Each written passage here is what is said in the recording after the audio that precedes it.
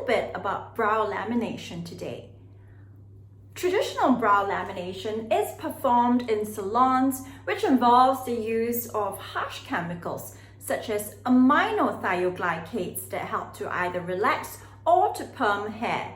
Now, while you may think I've had it before and I have never experienced an adverse reaction, so why can't I do that to my eyebrows? There are a few things to consider.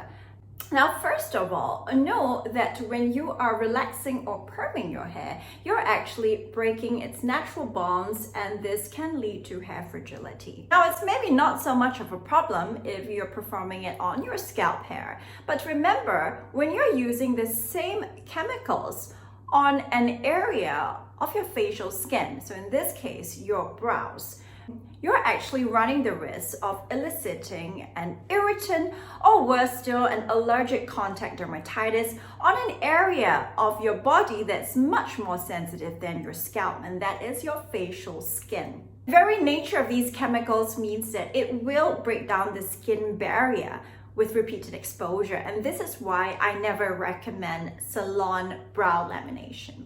Something else that has been revived is the old Hollywood trick of using a soap bar to DIY laminate your brows. That may seem pretty ingenious, but until you have a dermatologist break down what's really happening when you're doing that.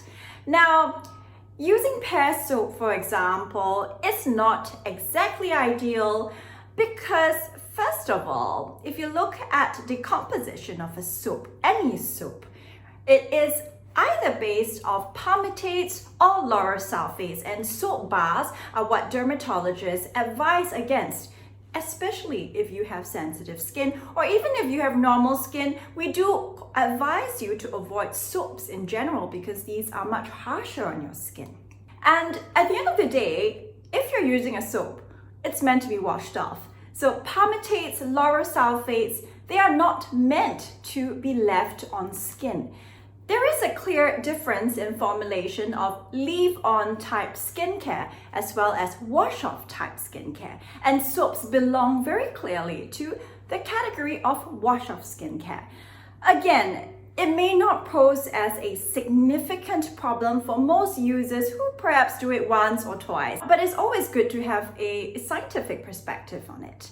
Using the DIY soap brow technique can over time induce deficiencies in the skin barrier as well, because the contact with laureth sulfates and palmitates will disrupt the skin barrier function.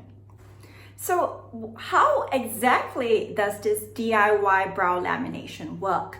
Now, you're really trying to use the wax-like texture of the soap in order to hold the strands of your brows together, to smoothen it out in a direction so that it fills up the gaps in sparse eyebrows. And I personally like the idea a lot because I do not like to use eyebrow pencils. And I feel that it gives a much more three-dimensional result, especially when you already have some brow hair and essentially you just want to neaten it up and give a very defined natural arch.